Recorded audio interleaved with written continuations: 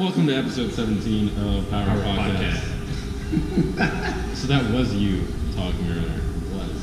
We're your hosts, CJ, Gobs, Coach Nerd, coming at you hot from the middle of the gym. Y'all get ready for some knowledge because we're about to drop it straight up. Okay. Go ahead, Chris. Sorry. Well, today we also have a video podcast going, which we're going to be talking two different directions. Today we're talking about is Gluten the Devil, plus, that was this title, plus we're talking about the 4 Ps, perfect practice and, what was something called? Perfect practice, perfect performance. Yeah, 4 2 Ps. Two of those Ps are the same, yeah, two of those Ps are the same word, so. I got the 3 Ps. Perfect. 3 Ps are different. I know it's different. It's 4 of them. Perfect practice, perfect performance. It's easy, right? And unless you practice in it, don't get it. I got it. Straight up. All right, let's jump right into this thing. Also remember there is a camera. I know. I'm looking at the phone though, like the camera ain't there. Yes. Oh yeah. I can stage right. I forgot. I stage right. Let's start with gluten first. Drop some knowledge, Dobbs. Is gluten the devil? That's the question. Well, let's figure it out. I don't know. What is gluten? I guess first of all, like we should start with what is gluten. Gluten is The devil, as we discussed earlier. so gluten, it's a combination of 2 binding proteins, glutamine and gliadin. It's a short chain protein that helps bind things together. Hence the name glue, bind. It's what's in like breads and yeast that causes like breads to rise or yeast hold its shape. Gluten, so glue, that's kind of where it gets its generic name. So it works like glue. Is it the devil? Is it? It could be. Is gluten bad for you? I guess this is the number 1 question. Well, if you're allergic to it, yeah, it's totally bad for you. So if you have celiac disease, if you're allergic to gluten intolerance, yeah, gluten's super bad for you. You don't want it. Pretty much that means your body, it has an issue with breaking down that protein chain, and it can cause problems in your gut, which could be anything from chronic diarrhea all the way to destroying the lining of your small intestine, so nutrient absorption doesn't really happen. That's a big problem. So that's why people with celiacs or gluten intolerance don't eat gluten. For the rest of us, it's not going to kill you, and it's not going to make or break you. There's nothing in it that can be proven scientifically to be bad for you, and also hinder performance. So gluten, long story short, is not the devil. See, but isn't it? It's not necessarily gluten that's the problem, right? It's the things that gluten's attached to that cause the problem, right? You're eating tons of bread, tons of simple sugars that have, simple carbohydrates that have gluten attached to them. So gluten gets the bad name, but it's the things that you're eating that include gluten, so you blame gluten for the problem, right? And really, it's just all boils down to stupid carbohydrates that boil down to sugar, right? That's exactly right. Sugar is the problem. Yeah. So what CJ is pretty much saying is, it's not gluten that's the problem. It's usually the things that are higher in gluten are the things that are also not so good for us. They're things that are higher in complex carbs or sugars, like bread. Right? Bread is a huge offender that is really high in carbs, and if you're not eating a whole grain like wheat bread, then you're pretty much just eating like puffy sugar. Do donuts count as bread, but like donuts? Power rings? Well, it's pastry. Power rings. Donuts don't count. No, I'm just kidding. Donuts Those are totally. bagels also. Donuts. No. And then a bagel's too big. Some about a Krispy Kreme, they're fluffy. That fluffiness. Oh, remember? Yeah, you live right across the street.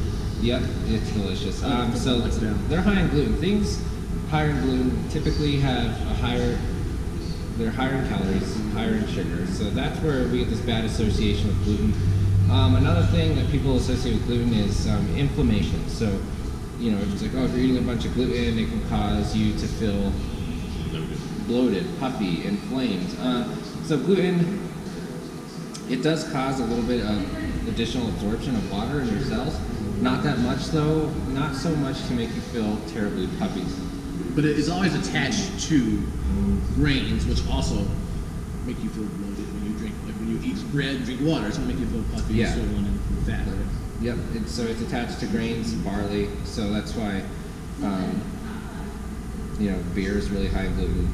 Any type of bread, pasta,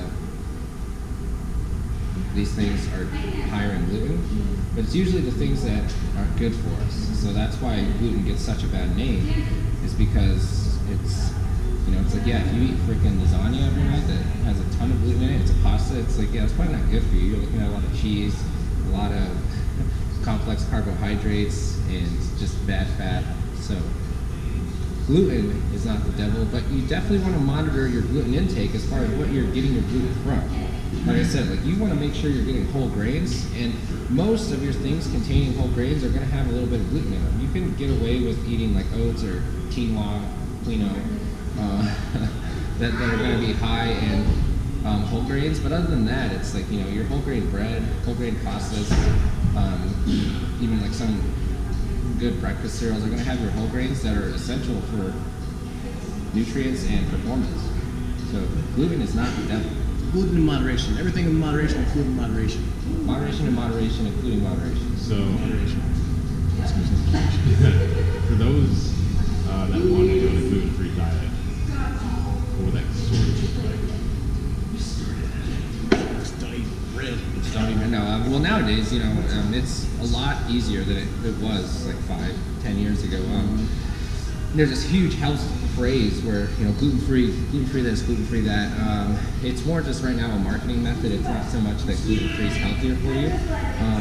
It sounds better. Yeah, I mean, I ate gluten-free for like 2 years, and then I reintroduced gluten to my diet, and honestly, I don't feel much of a difference. It's just I'm making good choices about what I'm putting in my body as far as gluten goes. So I'll have like a slice or 2 slices of whole grain wheat bread every day, and I feel fine.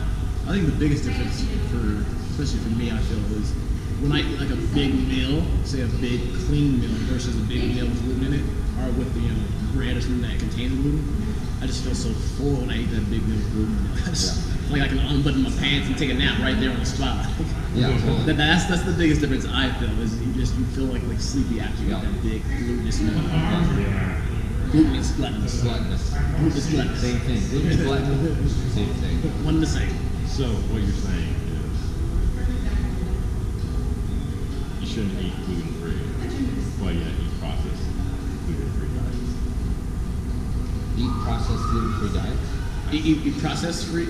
Okay, never mind. Eat non-processed. Sorry. Eat as few processed foods as possible. Yes, absolutely. So like, here's the thing: eating gluten-free, it's like usually compared to what the average person is eating. If you go on a gluten-free diet, you're already trying to be a little bit more health conscious. So then your diet's probably just going to be a little bit cleaner in the first place, just from eating gluten-free. So then you're like, oh, I started eating gluten-free and I lost all this weight. It's like, it's not because you stopped eating gluten, it's because you just started being more conscious about what you're putting in your body.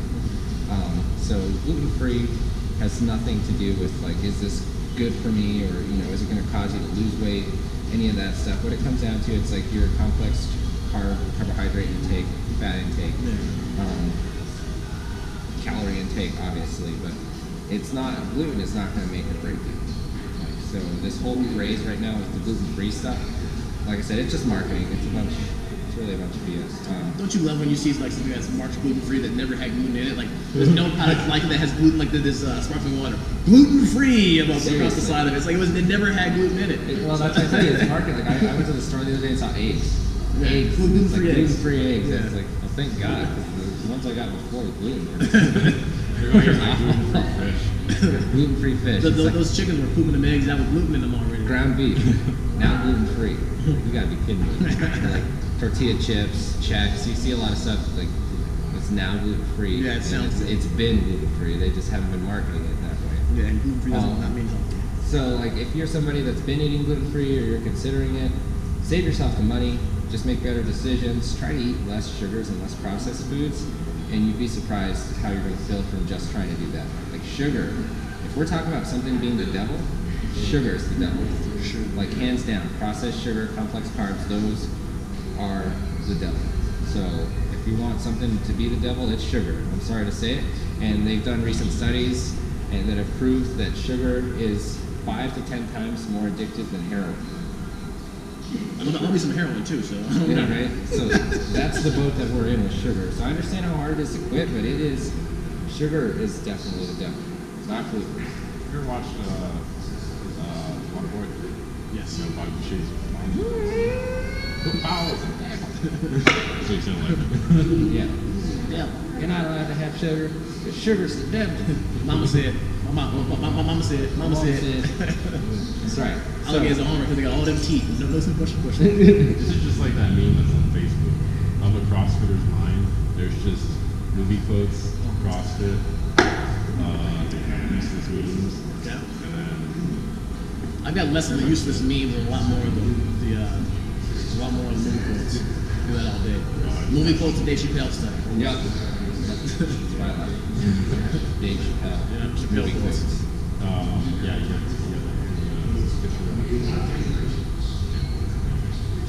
yeah. Got some red bottom. It's my Halloween costume. Joe Rogan, there's something you should know about me. I smoke rocks. Alright, yeah, so gluten. Ow! It ain't the devil. Right? Okay. Don't worry too much about your gluten intake. You might want to watch it as far as, like I said, processed breads, like white bread. It's pretty much just a lot of sugar. White bread's the devil. Yeah, it's a real devil. Wheat is not white. They bleach it white. Do not eat white bread. Yeah, like the same thing with sugar. White sugar has been bleached. That's bad. White people just bleached. Huh? I didn't say that. Michael Jackson. Just go and read those nutrition labels. Read those nutrition labels. Hey. So, next part, the 4 Ps. Perfect practice, perfect performance. That's right. 2 Ps being the same type of word. That's irrelevant. Yeah. The word's perfect. It would be perfect practice and performance. And then there's I mean, every 3 P's again when you teach people from last year. yeah, right? Okay, perfect practice, perfect performance. It's exactly what it sounds like. This is what I coach in my weightlifting classes and some of my CrossFit classes. We touch on this. The 4 Ps: perfect practice, perfect performance. And CJ can attest to this. Pretty much all we're saying is when you are tired or feeling lazy, you are going to perform, or you're going to go down to a baseline level of performance. Yeah, the saying goes that you don't rise to your expectations, you fall to the level of your training. So you train to be perfect, so that when the pressure's on in the middle of a competition, or in the middle of a WOD, you perform the way you've practiced. So practice perfect technique, go hard all the time. Don't let it slack for 1 or 2 reps because you think you just want to beat somebody else. Do the right thing, practice accordingly to how you want to perform. Okay, you can't think you're going to just show up on game day and be the best person out there. Yeah. I don't care what sport it is. If it's football, basketball, CrossFit, whatever it is, practice the way you're going to perform. Or you want to perform. Just like if you're driving, don't say you can drive if you really can't drive. Just drive. Yeah, sure. For sure. And don't be like the guy that got outed by CrossFit.com like yesterday for games. Like, did you see that? The Masters athlete? Yeah. I saw there was the Masters guy who was like, Actually, he was cutting half the videos up. I have the video. I'm going to watch it after this. Probably I haven't watched it yet, but apparently it was just looping video, which is like, I want to see how he did it, but talk about consistency, right? Everybody looks the exact same. That's perfect practice where it all looks, round 1 and round 10 look the same. No, I'm like, so perfect practice for performance. I coach this to my weightlifters all the time, and you know, if you're exercising or doing anything at a performance level or just wanting to get better at it, it's like, think about it like this: every rep is a chance to get better. Every single rep, even your warm-up reps. So if you're not warming up or training at a high intensity level, focusing on performance, then you're going to resort to that sluggish, lazy baseline performance level that you warm up with or that you go through at lighter weights when you get tired. And we want to avoid that. So I only want my athletes to have one level, which is top level performance. So then that way, when they get tired, they don't know how to do crappy reps because all they do is good reps. So they're just doing really good reps and they're exhausted. That's what we want to see. If you guys want to see a good example of this, look on YouTube or the internet and look up Kendrick Barris does Isabel. He does it at the CrossFit Games, and he doesn't have a motor. He doesn't have a motor. Obviously, he doesn't practice CrossFit. He's a weightlifter. But you want to talk about perfect performance? He gets gassed. Every single one of his reps, it almost looks the same, like little good-looking snatches. From rep 1 to rep 30, he starts to get super tired, and it snatches. Yeah. So that's what we're going for when we say perfect practice for performance. Is you train and practice and warm up at the level you want to perform. So in that way, when it counts, we don't have a breakdown in performance. Yeah, when it hits the fan, you want to be ready for that situation to happen. It's like Steph Curry, thousands upon thousands of reps, and this guy can drain a freaking basket when he's exhausted, almost when he's not looking, from like half court. Muscle memory, right? Muscle memory. He's done so many perfect reps. 10,000 hours. Malcolm Gladwell in the house. What's up? Right? He's just done so many perfect reps that it doesn't matter. He knows how to do it. That's what we're going for. Perfect practice, perfect performance. So think about when you're warming up for anything. When we're warming up deadlift, when we're warming up snatch, pull-ups, anything. That every warm-up rep is a chance to get perfect at doing that movement. So we need to practice. Perfect practice, perfect performance. The 4 Ps. Just take pride in what you're doing, guys. Like, simply take pride in your technique. Imagine if you were the coach or whatever it was, if you would be embarrassed of seeing yourself perform at a comp, like put your name on that gym. Like the last thing a GM or owner of a gym wants to do is go to a comp and see their athletes moving poorly because then they get the name of being the gym that lets people perform incorrectly over and over and over again. So act like you're the person who's at that position to be the owner, and you don't want your name attached to that stuff either. So practice. Yeah, and train on a level to where you hold yourself accountable. Yep. But also train on a level to where you're keeping yourself off of the fail videos and bad Instagram videos. We've talked about this in a past podcast. Nobody here is ever going to end up on those videos. The gym fail meme videos or whatever. Sweet Jesus. Sweet. You don't want to be a meme. You don't want to end up on gym fails. Yeah. It's like good reps. Yeah. I understand every now and then things happen. I think CJ has a gym fail video. I do, but it's not getting out there. Yeah, it's personal. Yeah, not getting out. And that wasn't so much a technique thing. That was a fight we want to. Yeah, that was just more like the will to quit was not in me on that one.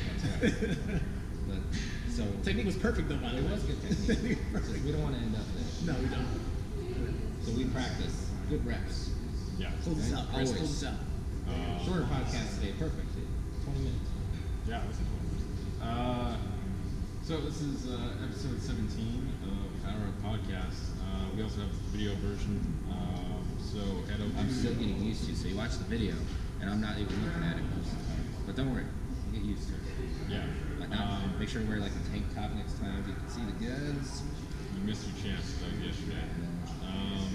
So head over to YouTube /CrossFit Mob. You'll find our logo. Then just hit like and subscribe. You can also find the video version of this podcast on there as well. But yeah, today we're talking about is Gluten The Devil and the 4 Ps: perfect practice, and perfect performance. No, this is still a video. I know. That's all I'm doing. All right. So next week we'll come back with different topics and different things just to cover.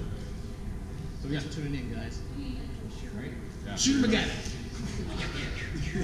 We're your hosts, Nerf or Christopher, Dobbs, Yo, and CJ. Charles James Lovett. What's up? How's your boy? Charles. Damn it, Charles. Nope, it's not my real name. I know it's not. That's not my real name. But don't you dare say it. Don't you say it on the internet. Don't you put it out there. I'm too lazy to. But this is episode 17. Catch us next week. Mine and Meatloaf. Want it. We're out. Want it now. Gains.